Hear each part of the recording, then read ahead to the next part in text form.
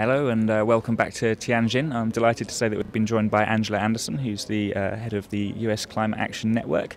Angela, we spoke to you just almost a year ago now in Copenhagen, where it was a kind of dramatic collapse of these talks.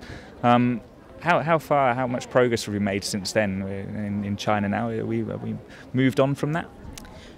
Well, it's difficult to tell how much progress we've made this week, but I would say that as disappointing as Copenhagen was, many countries made some very important political commitments in Copenhagen, including my own. The United States made two very important promises, that it will help to mobilize $100 billion in finance by 2020, that it would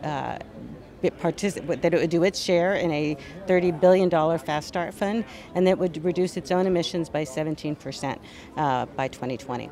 So, and many other countries made very similar commitments that are enshrined in the Copenhagen Accord. So a big part of what we're looking for in Tianjin and later in Cancun is to see if they can actually both meet those commitments and take the next step towards meeting those commitments.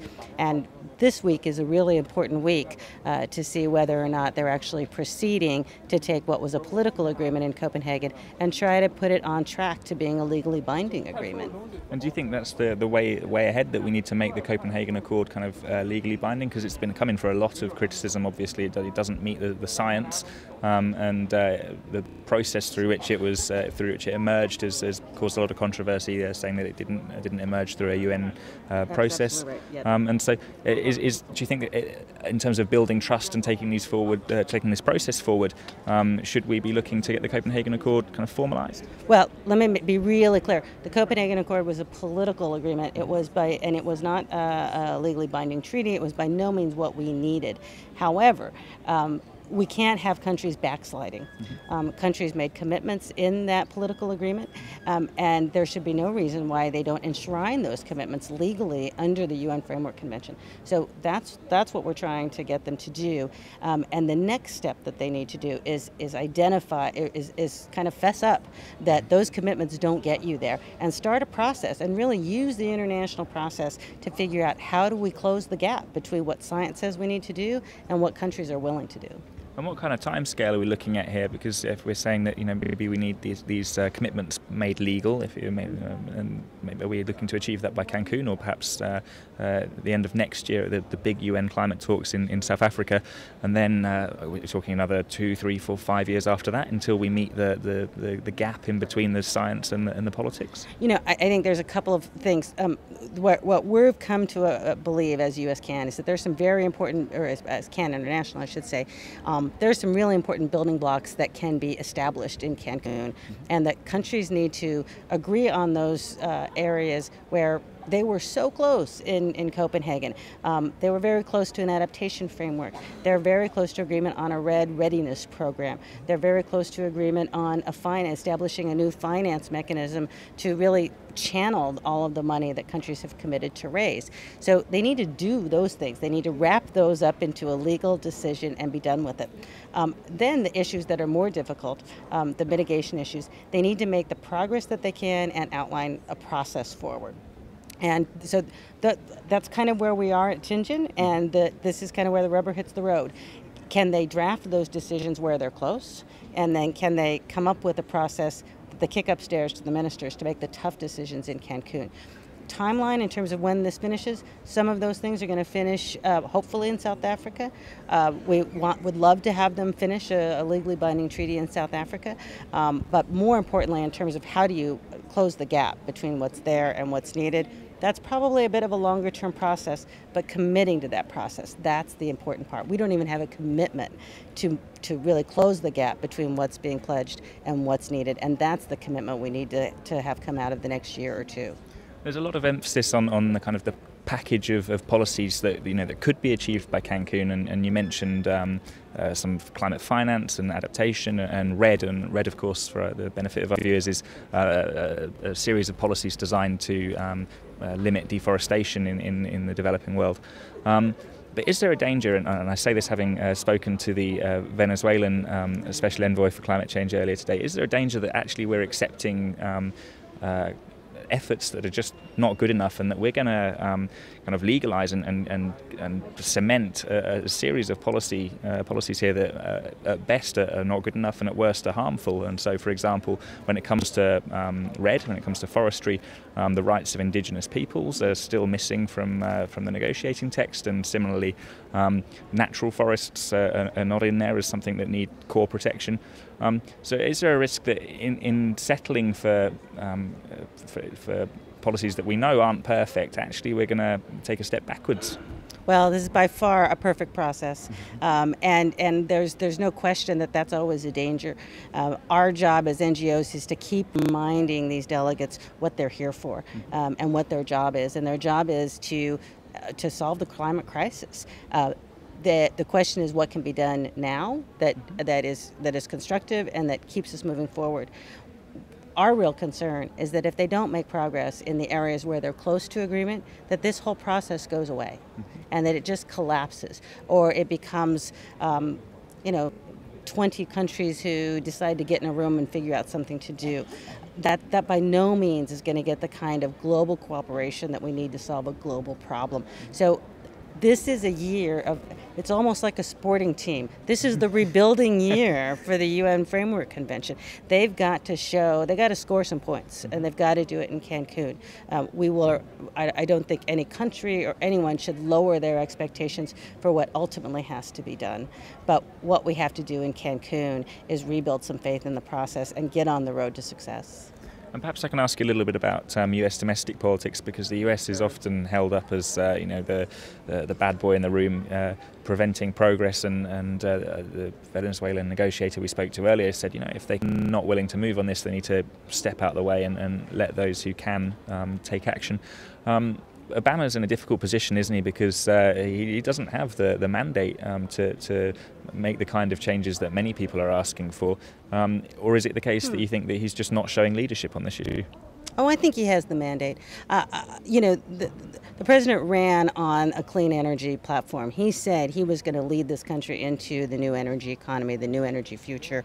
And the public really believes that. They believe that the future, the new jobs are going to come with these new energies that are clean energy related. What we ran into was the buzzsaw of midterm elections, and it was shocking how severe it was. The U.S. has a tremendous responsibility to do more, and in this process, it's absolutely obvious. There's some very short-term things that they need to do to show that regardless of the problems with the Congress, they're going to keep at it, and the U.S. is going to make good on the very inadequate commitment it's made. But it's going to make good on that commitment. And they probably have to tell countries to inspire some trust how they're going to do that. They need to be more explicit about that. But more importantly, in the United States, we got a lot of work to do. There's a lot of good people doing that work. People have to become passionate about this issue. They have got to really understand the connection between climate change and their daily lives. And I think there's a huge opportunity to do more of that in the States.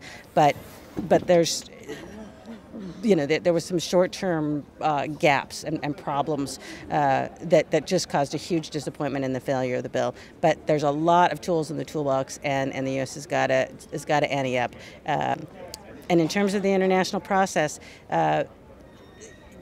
I prefer that. I think the U.S. can do more good in than out.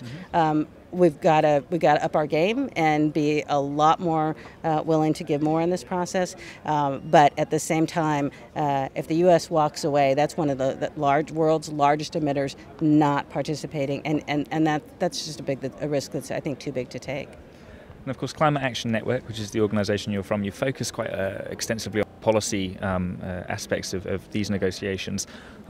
So from your perspective, where's the potential for activists and campaigners to really make the biggest impact? Where can we kind of direct our energies in order to make sure that we get policy movement in the right direction? There's just so many places to start. US CAN is not only the regional node for CAN International, the Climate Action Network International, but we're also partners with the Global Campaign on Climate Action. So we really think that we've to do everything we can do. We've got to work on the inside, on getting the policies right, and everybody at home, anybody watching can participate in an event this Sunday with 350 and the Global Work Party. We have got to send a message to politicians that we're doing our part, we're getting to work. Now it's time for them to get to work. So that's the best thing they could do is this weekend sign up, go to a Global Work Party event, do your part. But if it's as simple as when you're reading these blogs where they're saying the science isn't real and we don't have to do anything about climate change, type in a few words that say, I'm worried about the future of this planet for my kids and I'm going to do my part. And perhaps there's a nice note to leave it on, but I just want to pick up on this issue of denial that you've just mentioned there, because it's a big issue in the United States and also in the UK. Here in China, it's not something I've encountered. And on the bullet train down from Beijing, we were chatting to some people sitting next to us, and I asked them, I said, what about climate change? Do people worry about it here? And he said, yeah. And I said, do some people believe it's not true, because in the West that's a big problem? And he looked at me and he was like, no, everybody accepts it, and he seemed genuinely confused. But the denial movement, or the people who are concerned that the science doesn't support the action on climate change is a huge issue now, and especially in America. What's the best approach for dealing with this, do you think? I think there's all kinds of ideas that are going on that. I think the first thing is people are just seeing it. I think at its core, when you talk to farmers, when you talk to sportsmen, people are seeing more severe weather events. They're seeing droughts in the West. They're seeing just any number of combinations that say this is not right. There's something not right. So if they begin to trust that, and we can restore the trust in scientists, and more importantly, start working on combating it together. The main thing, what's interesting about the U.S. is that people are very pragmatic. They don't have to believe the cause to believe that clean energy is a better answer than dirty energy. And so I think there's a lot we can do to help future generations and people accept that and start just dealing with climate, the realities of climate change. We've got to stop talking about it as something that's coming, something that'll affect your children, which I just did. But it's here. It's happening right now. And we have adaptation commissions in cities and counties across the United States. As people start realizing we're already coping with climate change, we've just got to stop it from getting worse. That might be a more practical way for Americans to deal with the issue. That, along with their embrace of again, investment in clean energy jobs. So those are some of the ideas, but I still think there's an element of passion that we're going to have to kick up, that the people who do believe the science and who understand what we're dealing with, they're going to have to up their game and be much more angry about failure to deal with it, and much more insistent of their politicians that we get the job done and do it soon. Talking of getting the job done, this Global Work Party that you mentioned coming up on Sunday is a great way for people to show that they're rolling up their sleeves and taking action on climate change. So I'll just remind our viewers of that. And perhaps that's a nice note to finish with. So Angela, thanks very much for joining us, and hopefully we'll catch up with you later in the week. Okay, thank you. Thanks.